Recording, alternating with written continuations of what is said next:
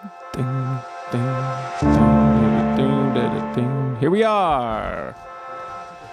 What's up? What's up? How we doing, ladies and gentlemen? My name is Jim Cipollini. You could say Jim Cipollini or Jim Cipollini. I'm a mental health coach here at Inner Solutions. I'm feeling fantastic on this beautiful Tuesday. May the 4th be with you.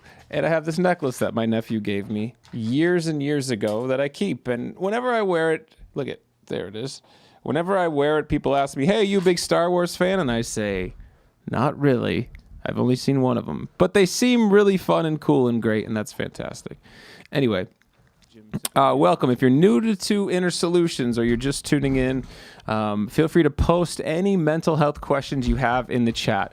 While the majority of the streams and the videos that we have are about anxiety and panic attacks, we are starting to expand more into things and the things that anxiety and panic attacks overlap into, things like depression, things like, you know, working with compulsive behavior, working with all sorts of different mental health issues. So get in that chat, post your questions right now. Even if you want to share resources, share stories, if you're somebody who's looking for somebody to link up with as far an accountability buddy or a support buddy, get in that chat and start moving.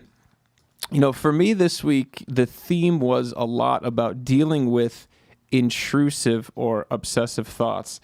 And we've got a couple videos on our YouTube page. By the way, if you're on Facebook, the link to the YouTube page is in the description of this video. My anxiety and mental health Q&A. So the theme this week was a lot about intrusive thoughts, and how to deal with them. And so we definitely want to talk about some of the absolute foundations for what do you do when you're having intrusive thoughts? What is an intrusive thought? And more importantly, what is an obtrusive, obsessive thought? Because that's really where people get tripped up, and it tends to be overwhelming and having a lot of trouble. Can you guys see me on Facebook? It says there seems to be some issue with the video. Can I get a thumbs up in the Facebook comments if we're all good? I see it on YouTube, so I think we're good to go, but just want to double check, make sure we are truly good to go. I'm just getting set up here and also something that we do during these videos is we do post in a few different Facebook groups, which has proven to be useful for people and tends to help us get some new traffic in here. Of course, if you're not subscribed to the YouTube page, or if you're not following the Facebook page, be sure to click that subscribe button. Sound like Logan Paul when I do that. If you don't know who Logan Paul is, that's fine. Don't worry about it. So again, going back to the intrusive, obsessive thoughts. So it's normal to have intrusive thoughts. Okay, that's a very normal thing. And an intrusive thought can be anything from having a random vision or flash of a fantasy of you doing something very, very much out of character, or something that is seemingly offensive, even something that could be sexual or violent in a bizarre or, again, uncharacteristic way. And those are very normal. So we want to destigmatize that right off the bat. Talk to a lot of clients who say, I just keep having this vision. I'm in a business meeting and I just freak out, or I feel like I'm at the grocery store and I just start screaming like a crazy person. And that's an intrusive thought like that happening is not something to worry about. Those are very, very normal. And yeah. Where it becomes a problem and where we see it affect people the most with anxiety is when those intrusive thoughts become just ruminating and obsessive, that they're just really messing with your day-to-day and starting to cause you to not be able to function as well, which is, a big deal. So we're all good. Okay. Everything's working. So guys, if you're here, I see some class members here, which is fantastic. If you are interested in the class, make sure you send us a message here on Facebook or comment on a video on YouTube. Give us a check-in. How are you guys doing? What's on your mind? How are you feeling? What's up, Nikki? What's up, Sophia? Pamela, good to see you. So glad to see you guys. But let's get into the nitty-gritty. What's going on with you? What are you working on? What's the next step? What's the next stage for you? How can I help you? How can I assist you? These live streams are for you. One thing when we're talking about intrusive thoughts is really practicing not trying to shove that thought away, not trying to just suppress it, shut it down, and really just letting it float by, getting a little bit of curious with it, observing it, and not validating those intrusive obsessive thoughts, not validating them. When you have a thought that stems from the emotion like anxiety, that thought tends to be rooted in anxiety. And so if you're having these catastrophizing thoughts, that's a symptom of the anxiety. So let's run through this kind of from nuts to bolts. Let's say that we are having a thought, and we're driving, we're a passenger in a car, and we're starting to feel some physical symptoms, and we're starting to have some thoughts, and they start to become very intrusive, like there's going to be an accident. We're going to get in an accident. Oh my God, they're driving so fast, they're going to be in an accident. They're going to be in an accident. If I try to just ignore those thoughts, they're not going to go away. If I try to shove them down and just be like, oh God, shut up, just shut up. Oh God, it's so annoying. And they're not going to go away. And also then I'm going to be resisting and feeling like I'm out of control because I can't get control of my mind. So the one thing I want to do is I just notice it. I notice these thoughts. Okay, I feel like we're going to get in an accident. I feel the sensation of it. First thing I do is I start to breathe. Maybe I feel the sensation in my stomach. I feel the anxiety in my gut. So I'm sending the breath down to the gut. Yeah, it's okay. It's going to be okay. I'm just trying to ground myself a little bit, especially if I'm in that heightened state, trying to make myself feel 20, 30, 40% better by just breathing. For me, it sounds something like this. We have to trust this person to drive. This person drives all the time. They don't get in accidents all the time. They're driving the speed limit, or really it's okay for me to let go and trust them. And I know it feels scary, so I'm just going to stay with these physical sensations. So I feel the physical sensations. I thought, oh my God, that was so close. This is an accident. This is going to be in an accident. This is a mess. I don't want to do this. Get me out of the car. It's like, no, we're going to stay in the car. It's going to be uncomfortable. That's okay. I'm just going to stay in the car, and we're just going to hunker down, and we're going to breathe. And so then I might do something to occupy my time, which is like, okay, so I'm going to start to notice, when do I particularly get anxious? Is it when they take a turn? Maybe when they drive and they take, in my opinion, they're taking the turn too fast. So I feel like it's right when we get to that turn. So what I'm going to do is I'm going to try to keep my hands off of holding on to anything through the turn. Let's see how it goes. And maybe I can hold it, but then maybe right before we get to the turn, okay, I'm grabbing onto the thing.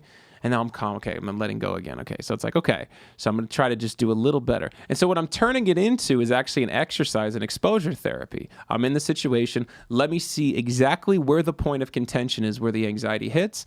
Let me try to push myself just a little bit more. I'm using breathing techniques. I'm letting the thoughts be there, but I'm also doing some self-coaching to the part, which is like, hey, I know it feels like it's going to be an accident, but this is a person who drives all the time. I really just have to put the trust in their hands, and they're trustworthy. It's really okay. Just because they're driving a little faster than I do doesn't mean that they're driving dangerously. So I'm working with the thoughts. I'm doing a little CBT, but kind of in a disguised method of, I know these thoughts are distorted. I don't need to write down, hey, this is future predicting, this is catastrophizing, this is all or nothing thinking. So kind of nuts to bolts, that's what my process looks like. I say the things and I use the tone of the way that I like to be talked to. Now, you may be different. You may be like, bring it on. We're anxious right now. Let's go. Give me a panic attack. Let's go even faster into this curve. And then I might say, do something to break the thought pattern. Like, hey, can you drive a little faster? And you might think, oh my God, what are you doing? What are you doing? Oh my God, I'm going to pass out. And they're driving a little faster and you're scared. And it's like, you may have to find your technique that works for you, but we have to break that initial anxiety pattern. By the way, guys, if you couldn't tell, the reason that process was so detailed is that was one that I used to go through big time. And it seemed totally irrational. And it was very weird because growing up, I was fine. All through my 20s, I was fine. And then I just developed this driving anxiety. I was so used to driving on my own and being in control that I developed this anxiety. So that's a little bit of a kind of pulling the curtain back on the wizard and seeing what it looks like nuts to bolts. Hey, Lisa, Lisa K, my good friend, my friend Lisa. She says, hi, Jim, what if your thoughts really scare you? Yeah, so think about it this way, Lisa. Well, tell me what the thought is, Lisa. Let's work with it. Tell me what the thought is, and then give me a bit of the experience that you have. Try to paint a little bit of a picture with your words. And thank you so much for tuning in. Love having you here, Lisa. So good to see you. Let's see what's popping on Facebook. Nikki says, "Hey, Jim." Sophia says, "Hello." Pamela, thumbs up. Sophia, thumbs up. Nikki, thumbs up. Thank you guys so much. So great to see you. I feel like I should talk slower. This is supposed to be soothing. Darling Nikki says, "Still working on my health anxiety."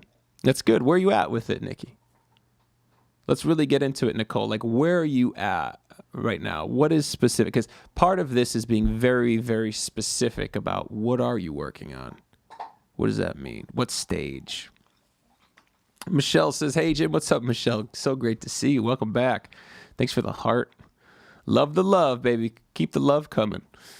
Sophia says, "That's how I get exactly when I'm going over bridges. I hold onto the steering wheel for dear life because I think someone's going to hit me on the side because it's so narrow." Yeah, so I can definitely relate to that, Sophia. There was a time I used to take motorcycle trips with my brothers, and one of them we took was in Colorado. And this was after I had a motorcycle accident. And it was pretty bad. I broke 5 ribs. I think I punctured a lung. They never were conclusive if I punctured a lung or not. I had a piece of bone that was poking into my lung. Broke my collarbone. I don't know if you can see. You see how my collarbone has anyway. Broke my collarbone, ripped my skin up. So it was a pretty bad accident. And then I was really traumatized after that. As far as every time I saw brake lights in the car or on the motorcycle, I just would brake, even if the car was, 100 feet in front of me.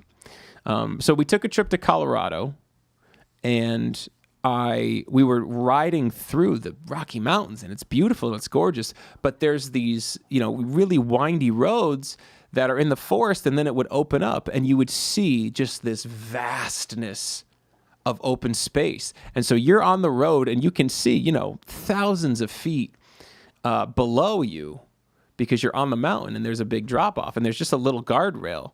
And I could remember from the vastness of it just causing these anxiety symptoms, almost like depersonalization, derealization in the moment. And I'm driving a motorcycle. So, I would have to just breathe, hunker down, focus on the road. And, that it was heavy. It was really intense, really, really intense. So I can definitely relate to you.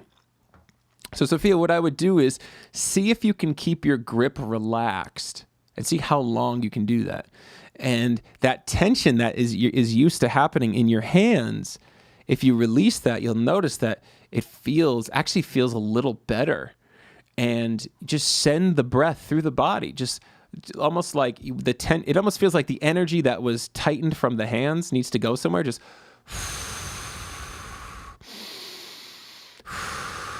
I actually find it's better to exhale.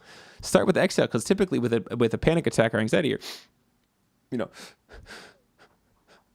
kind of holding your breath inward. So and just think of, I'm staying loose. That energy's got to go. It's like that. But I relate.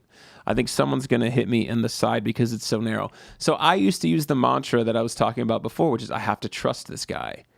And I have to remember, one way that I can kind of trust, and in our class, we talked about the ways to disarm the distorted thoughts, like ways to test the thoughts was there's billions of car interactions on the road where people are driving side by side and they just go fine.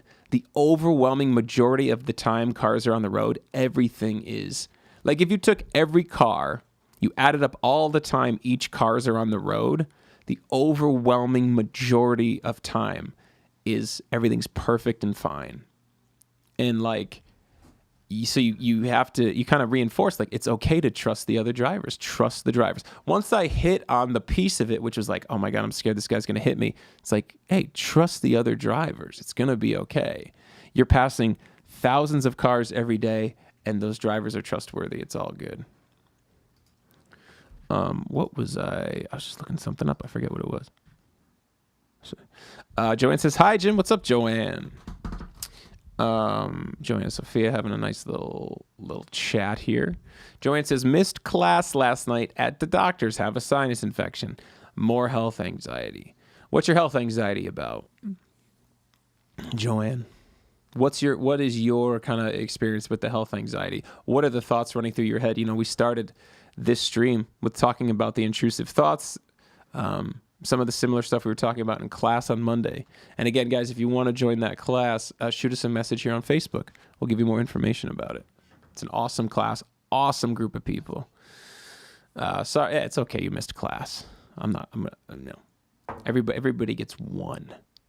After that, though, it's detention. It was the lamest joke ever. Tammy says, thanks for sharing some of your story. You're so welcome, Tammy. Please share some of your story. Let's make this a collaboration instead of a monologue, my friends. And Lisa, if you're still out there, really would love for you to expand upon the thoughts that really scare you. Ennis always says a thought or a sensation doesn't have to scare you unless it has a story to it, meaning the story's true or we validate it. And we just don't need to do that. But that's a practice because we are so associated as we are our mind. We're our mind. And the truth is your mind is more like something that you prime. It's something that you take care of. It's something that you work with and kind of have to form, mold. It's very malleable. It's very plastic in the way of you can set yourself and change your behavior now that will change the way you think over time. Things, especially like mindfulness meditation, practicing internal family systems therapy, doing things like doing the opposite. Again, even the exposure therapy with Sophia we were talking about, which is releasing the hands and relaxing them.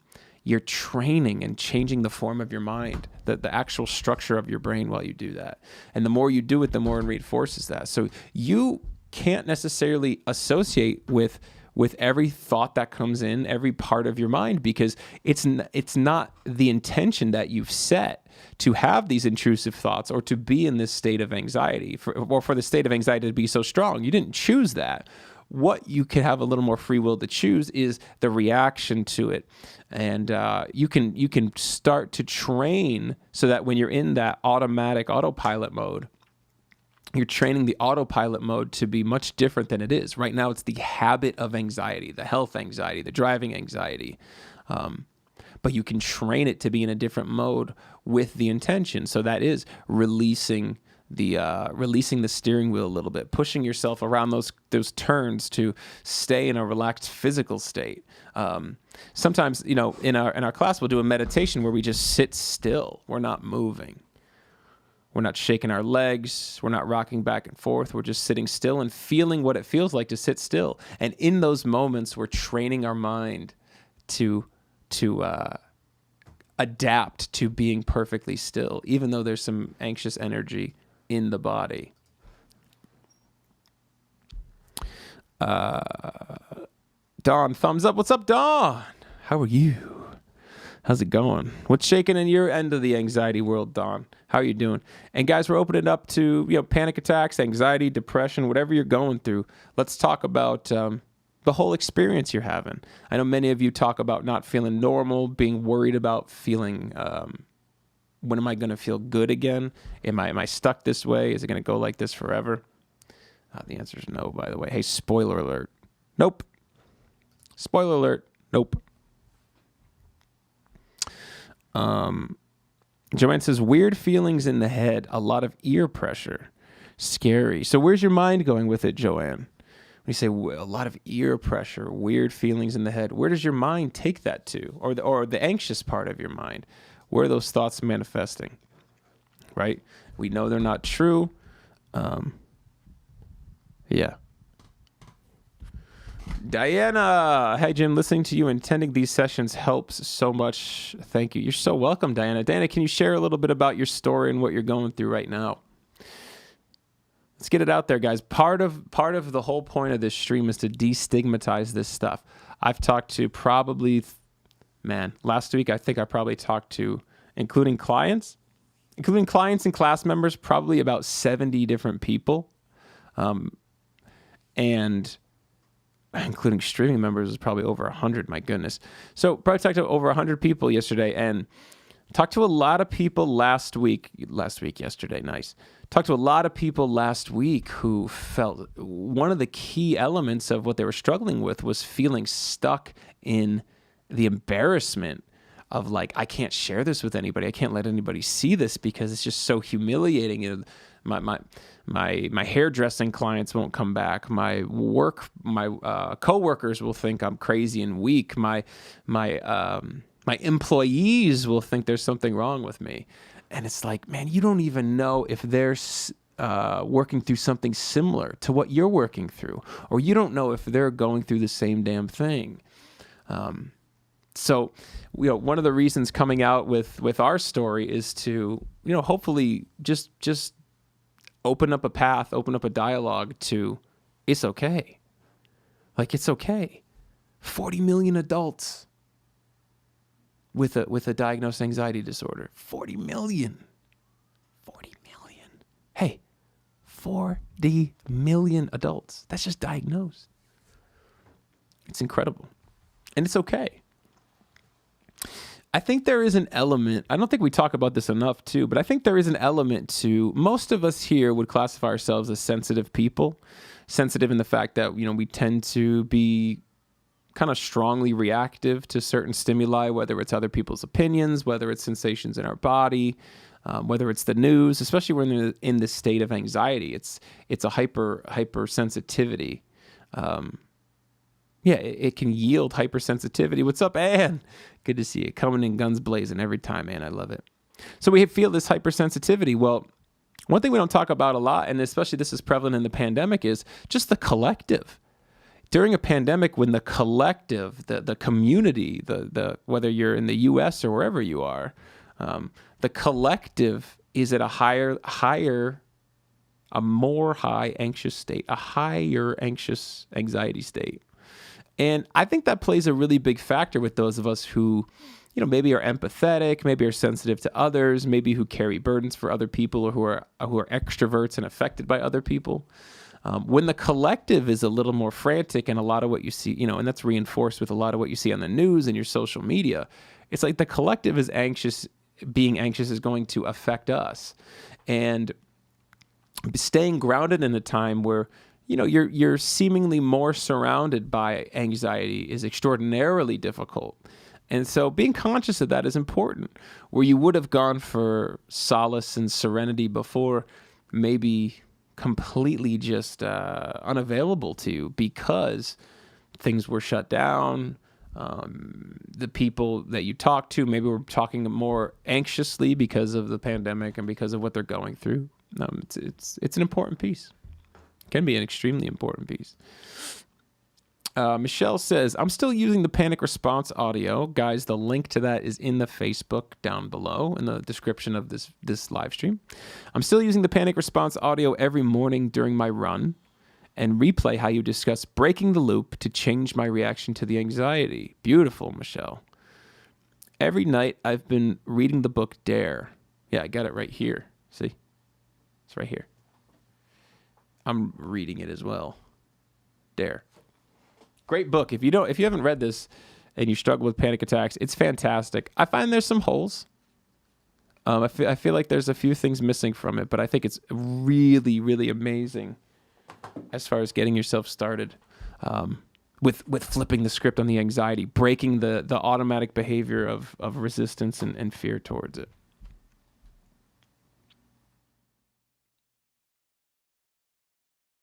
I was trying to get Ennis to come on the stream, but he's working with a client. Your words have really encouraged me to get to a better place each day. I am incredibly grateful to you, Jim, and appreciate your understanding of these experiences with anxiety and panic attacks and compassion to help. That's beautiful. Michelle, can I quote that for a testimonial? Yeah. Is that cool if we use that as a testimonial? Because that's really beautiful. Just kidding. Kind of just kidding. I'm actually grabbing it. Face. I'm learning Spanish. All right. Ann says, hi. Hey, Ann, what's up? And I can literally hear you say that when you type it. I feel like that's a really beautiful thing. Marie says, Jim. And I can literally hear her say that too. Jim. It's like this. Jim. You've made me more open about my feelings about anxiety.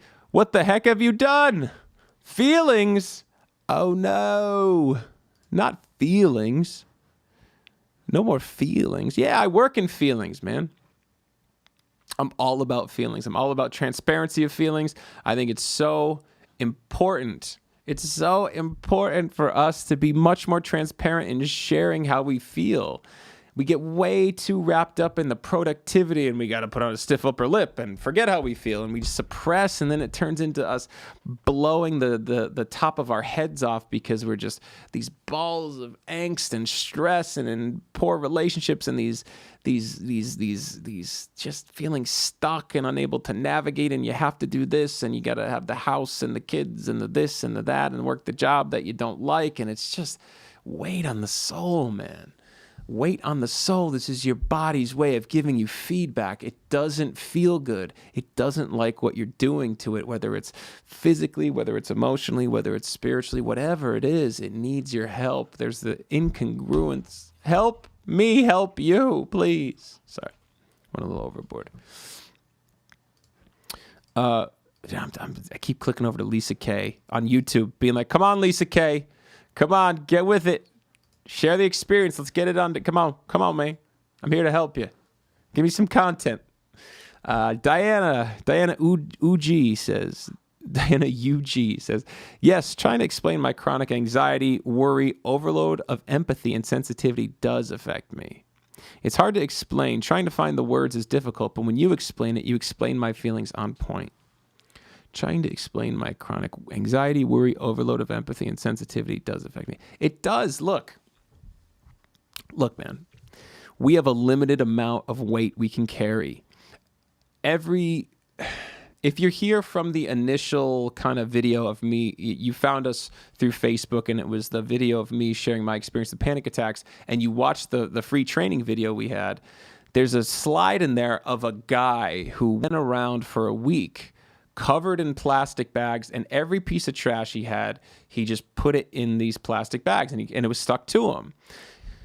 And the point of that slide was to show you that every time you have an unprocessed emotion that you're reinforcing anxiety through people pleasing, confrontation avoidance, low self-worth, overachieving, staying in poor situations, whether, situations that don't nurture you for long periods of time. There's a difference between sacrifice now, get the payoff later. That as far as like going to the gym for a half hour or for an hour is great.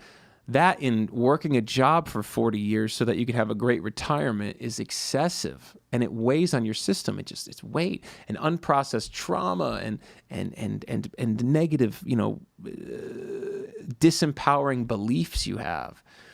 It weighs on you, man. It weighs so bad, and it turns into this. And it's so humbling because it will beat you down until you say, okay, I'll listen. I will listen. I'll call that weird bald guy I saw in the video, and I'll listen to what he says. No, but it's really your body's way of giving you feedback to be like, yo, I need help. Can't keep doing this. Can't keep doing this. In the same way, physically, if you're running wrong, your ankle will give you the feedback like, hey, you're running wrong or you're not stretching.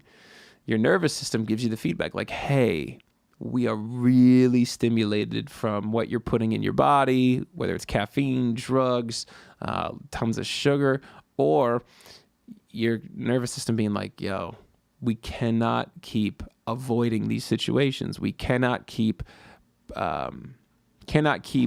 placating people. We cannot keep holding in how we feel. We cannot keep putting this bullshit persona that we're happy and strong and put together all the time. We can't do it. It's not good for us. It weighs on us. And says, laugh out loud. I don't think we talk about empathy enough. I mean, how many of you feel like you can walk into a room and just tell how certain people in that room are feeling? How many of you make it your duty to take care of others? My son, my husband, my wife, my friends, my sisters. These are all actually coming from people that are here right now that I've talked to. You got caught. No, seriously though, how many of you are burden carriers beyond just like, I need to take care of, let me help out. Let me lend a helping hand. It's like, no, it's my responsibility to make them happy. It's my responsibility to help them heal. It's my responsibility to protect, to save. I mean, look at what I do for a living. I'm there with you. Absolutely. I'm there with you. Yeah, I had to curb it. So like, just for an example, in my line of work, if I don't have these emotional boundaries to protect me, it's like I am ping-ponging. I'll see 6, 7 clients in a day. This one's thrilled. This one's struggling. This one's depressed. This one's going through panic attacks. It's like, I could just absorb all that. And I did when I first started, and it's brutal.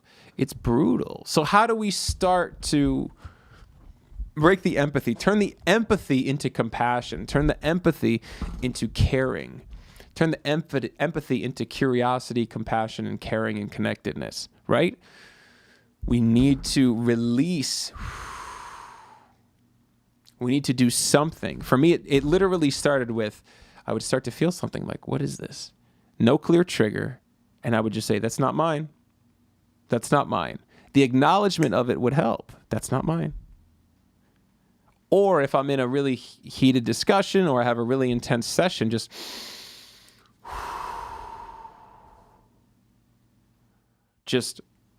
cleanse. Just some kind of something where I can just release, right? It's a cleanse. It's like, that's not mine. I don't need to take on, not only do I not need to take on whatever they're going through, I actually need to not do that, because that's going to negatively affect myself and negatively affect my network. Yeah. It's so important. So that's where it starts. And that's what being grounded is being grounded is being in your space and kind of protecting your space, whether it's from your kids, that could be one of the hardest ones. Your romantic partners, that could be one of the hardest ones. Your family, there's no stress like family stress. There is no stress like family stress. No stress. Danielle says, my anxiety... Wait, hold on. I missed some comments up here. Mary Ray says, no, Jim. Mary Ray! Yes, Jim, says Jim. Sophia says, me. Danielle says, empathy is a curse and a blessing. Absolutely. Yeah. I would curb it and to say empathy is kind of unnecessary. Compassion, curiosity, connectedness, caring. So many great C words. I would say shifting that into that, carrying the other people's burdens, I think, and maybe there's a guilt that comes from feeling like you're abandoning someone, especially someone close to you, if you're not going down with them. You see that in a lot of like codependent romantic relationships where one person wants the other person to go down with them because they feel lonely if they don't. And that's an easy habit to get into, especially during the honeymoon phase. And that can set the foundation for not only having to divulge and divert from each other, but having trouble re-navigating how to reconnect in a safe and balanced way. I've certainly had some relationships not work out because of that. Sophie says 100. Yeah. Ann says, I can pick up on emotions pretty easily. Yeah. Yeah. Well, it's also if you grew up in a household where you had to be hypersensitive because maybe you had an alcoholic father or a rageaholic father, or you had a mother who went through large mood swings and stuff. If you at that age are starting to gauge constantly, how's this person feeling? What's going on? That's going to grow your intuitive abilities. I'm talking too fast. grow your intuitive abilities to be able to tell, what is this person feeling, right? So you can pick up on how they're feeling, and then you may absorb it as well. Two different sensations, big time. Michelle agrees with Danielle. Yeah, empathy, blessing and a curse. Danielle says, my anxiety spikes when I'm around hard to read people. Wow, because then I make up how they are feeling, and it's never good. So you're projecting. Yeah, really great realization, Danielle. I would say, what can you do about that? Sit in the discomfort of they're hard to read, or just ask them, how are they feeling? There's a part of you actually that wants to know how they're feeling. And I wonder why that part of you wants to know. Is that a control thing? Is that a comfort thing? Yeah. Let's go check up YouTube. Lisa K comes back. Hi, Jim. What are your thoughts? What if your thoughts really scare you? And I asked her to clarify. She said, okay. Some pretty heavy thoughts around harmful activities. Okay. So it's important to know this. If we're talking, and trigger warning, guys, we're going to talk about suicide. If you need to step out for a few minutes, that's okay. Step out. I'll give you a second. Let me drink out of my giant water jug. Okay. Let's get clear about a couple things. The typical suicidal ideation versus a self-injurious ideation are incredibly separate. Rarely are people who are feeling self-injurious, are they suicidal? They're two just completely different categories as far as they both fall under self-harm. I don't even know if they do both fall under self-harm. Self-harming is typically done as and becomes a compulsion because it's a way of coping with overwhelming thoughts or feelings. A suicidal part of you, a suicidal ideation, doesn't want you to die. That's not what it wants. That's not its main motivation. Its motivation is to get you to feel better. And actually, a self-injurious part is the same way. Its motivation, it drives because it thinks that's one of the only ways to help you feel better. Okay? So when you feel a part of you saying like, I don't know how much longer I can do this, or God, I just wish I was dead. There's a difference between a thought and an urge. When it becomes an issue is when there starts to be tangible plans, when you feel the urge to do it, when you feel like you're going to get the knife, when you feel like you're starting to plan where you could do it. That's the time to talk to someone immediately. And if you feel like an overwhelming urge, like you really, really don't trust yourself, you really have to take some kind of drastic action to protect yourself. 100%. That being said, Lisa, those seemingly intrusive suicidal thoughts are really, really common for people struggling with the depression from anxiety or the pain of the anxiety. I think and being in an anxious state and being scared of those type of thoughts, I think is really normal, because it's like, well, are these going to get stronger? Is this normal? What's going on with this? Like, what do I do about it? And the truth is, you treat it kind of like any other intrusive thought. You notice it, you observe it, you get curious with it. Again, if it becomes an urge where you feel like you are going to act on it, really, really feel the urge to act on it, that's when you would want to call. That's when you'd want to call something like the suicide hotline or something along those lines. It's nothing to be ashamed about. I think you'd be, a lot of the people, I would say at least 30%, maybe 30 to 40% of the people who are really struggling with the anxiety for a long period of time that I've talked to, at least that much have had suicidal ideations at one time or another. It's basically, a lot of times it's rooted in just feeling like there's no hope. And that's an exit strategy. And what I would say is one way to counteract it is just to remind, like, hey, we haven't tried everything, not even close. Not even close. Have I left the situations that are stressing me out? Have I thought about leaving my romantic relationship? Have I thought about... And it's like the suicidal part may cause you to think like, well, dying is better than, being without my husband, or, not having a job or not having a home. And like, that would be a super distorted thought. That is a super future predicting thought. And, based not in reality. Let's see what's going on. Danielle, very true. Mary Ray says, it's my responsibility to do what the Lord says. All right. Dawn says, crazy anxiety lately. What's going on, Dawn? Explain. Talk to Coach Jim. What's popping with you? Lisa, does that make sense? Give me a little feedback if that resonates with you at all, Lisa.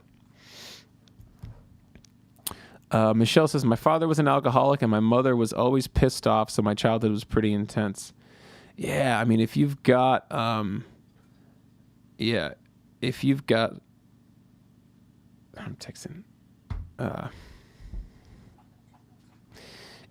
So again, if you were in an environment where you had to be really, really hyper aware, kind of like a soldier in a war zone, especially during your formative years, that sets a bit of a foundation for what your baseline is at. That your baseline, your automatic pilot behavior will be, what's going on over here? Hypersensitivity, right? And it makes sense. It's like that's how your mind has been trained. Again, Michelle, I'm going to say this again. Your mind is malleable, meaning that you can train your nervous system, you can train your brain to be in a much less heightened state. It takes a lot of intentionality and it takes work, it takes consistency. But through things like exercise, mindfulness-based stress reduction, cognitive reprogramming, it's like all it needs is to be reconditioned over time.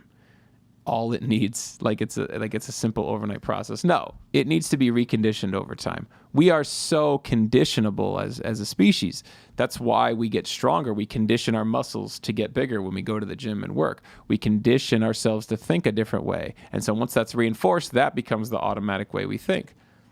So with the intention, Michelle, the intensity of your childhood could have been laid as a foundation. You didn't deserve it, but here you are now. What you decide to do now is what's going to set up yourself for the future. So you're not stuck.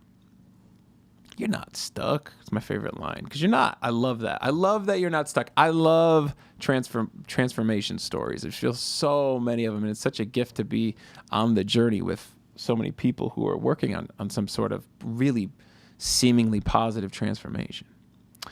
Anne says, none of that was true in my family, but as I got older, I became more sensitive after major life events. As I got older, I became more sensitive after major life events. Yeah, so I mean, I think everybody would probably agree too that there's a huge shift that goes on in them when they go through some suffering. I think suffering leads to lots of compassion. When you are down, and especially when you go through anxiety, it's like it really breaks you down. And when you're broken down to your rawest level, you don't have the luxury of attitude, and it breaks down your protective parts. It's like you see and are able to be in a state of rawness, and you're coming from such a genuine, vulnerable, intimate place that it helps you connect with people on that level, people who are open to that. And, it's the same as like kind of turning a bit of your experience outward when you struggle with anxiety. You realize people who are angry, people who are scared, people who you've judged are not necessarily what they seem to be to that part of you that was judging them. And you gather this new perspective. And look, so much of this is just about perspective. What perspective you were taught and what perspective you've kind of worked your way into now based on your experience and your intentionality. Dawn says, I read half of the book Dare, and I've decided not to read the rest. I think I'm reading too much about it, and it's making me more anxious. I love that, Dawn. I think that's really important. It's like when you're in a state of anxiety, part of you can be so compulsively anxious to gather information to help you that's all that you flood into your system. Anxiety books, anxiety classes, anxiety coaches, anxiety shows and YouTube channels and live streams and podcasts. Like sometimes there is a stage where you have to do that, where you're not able to focus on anything else and you're just gathering information. But then it actually needs to be a bit of a pivot and a detox period where you integrate the information you've gathered into your treatment. So important. So I love that, Dawn. I'm curious, why did you decide not to read the rest of it? Just because you were feeling like it was triggering your anxiety? Mary Ray says, so empathy is a bad thing. I don't think empathy is a bad thing if you can manage it. like, for example, and there's levels to empathy. It's on a spectrum. So it's like there's really, really heavy empathy. There's people who walk into a room and it feels like their mood changes and they just take on these burdens of other people. Then there's empathy where it's like, my romantic partner's going through something. I can feel a little bit of what she's going through. And I feel a little bit of it, but I'm not going to go down with it. So I might do a little bit of a cleanse, and then I can pivot and meet her into compassion. Empathy, I think, becomes, I wouldn't even label it as good or bad. I think empathy can be diminishing if you go down with the ship, because then it's like, well, if I go down with the ship, I can't do anything to help. So it's like if your romantic partner goes down, you go down with them and you have a bunch of kids. It's like, well, who's going to take care of the kids? You're both down. You're both going to be dealing with the kids from a state of anxiety. If you're able to be compassionate and empathetic in a way where you understand their experience, but you don't necessarily go down and stay down with them, if you can bring yourself back up or just empathize to a certain extent and maintain your groundedness, then I feel like you're much more effective and helpful to yourself and your network. And the most important thing is setting boundaries to take care of yourself. Age-old analogy of, not age-old, it's like 60, 70 years old. The oxygen mask on the plane. It's like you got to put yours in first before you help somebody else. Because if you start running out of air and you pass out, you can't help anybody. And that can seem selfish or it can seem guilty. But if you frame it that way, it's like, well, that makes a lot of sense. If I'm not okay, I can't help others. So there's a balance to the sacrifice. There's a balance to the altruism. And, the dog's eating something weird. So we're all happy here. We're all having a good time. We're all having a good time. I wouldn't label it as good or bad. I would label it as managed or unmanaged. Dawn says, I think I'm reading way too much. I need to work on it now. Work on the anxiety now. Do you feel like you've extracted the good tools, Dawn? I mean, Dare has a lot of great tools. Dare is what? Diffuse something, run towards. I don't even remember what it is. What is Dare? Diffuse? I don't remember. Let's see. The Dare response. Let's get this. Do you remember, Dawn? I don't remember. I've been reading something else. I didn't finish it. The Dare response. Oh, I have no idea. It doesn't say. Whatever. All right. Diffuse, act, run towards, I don't know. Something. I don't know. It's a good book. Ennis loves that book. He loves it so much. But I think I'm reading way too much. I need to work on it now, work on the anxiety now. So what are you going to do, Dawn? What does that look like? How do you start? How do you take the information and funnel it into some tangible action? Because it's important. You need to. Dawn said so. Absolutely. Tangible action. It's a beautiful, beautiful thing. By the way, guys, if you shared this live stream, thank you so much.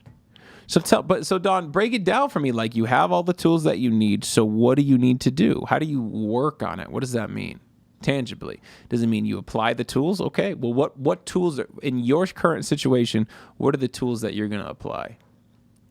Yeah, once again, just thank you guys so much who shared this and who just, tell people, share the company, share the website. Look in the description below. There's the YouTube page, the Facebook page. If you don't follow, give that a follow. And then a copy of the Panic Response Plan ebook. The link to that, again, if you don't have it. If you've been hiding under a rock and you don't have it, now you got it. Now you got it. Yeah. Again, my name is Jim Chippo Cipollini. I'm a mental health coach with Inner Solutions. I'll miss you too, Mary Ray. I'm sorry I can't go to the Italian restaurant with you. I'm on this diet. There's no Italian food left on it, but we could find a cool health food restaurant. Let's make it happen. Well, guys, I think that's a good place to call it for tonight. It seems like we answered all the questions. yeah, God, this is a really great session. I really appreciate everybody. Appreciate you guys for sharing. And again, these are up on the YouTube page and in the Facebook page all the time. So if you need to come back and reference something that I said or some question that was asked or a tool we talked about, these are always available. Please check out the YouTube page, like and subscribe that one. Tons of content. We got a bunch more content coming out. We've taken a little bit of a hiatus from making videos just because we've been focused on taking these consultation and coaching calls. By the way, if you want to set up a free coaching call and you haven't had one already, message us here on Facebook. Other than that, I just want to say, don't ever forget that no matter where you are, no matter how long you've been struggling, no matter how intense it is, no matter what your situation is, you're never, ever stuck. You might just need some support. My name is Jim Cipollini for Inner Solutions. Thank you guys so much, and lots of love, and remember, good mental health. Have a good one, guys. Thanks.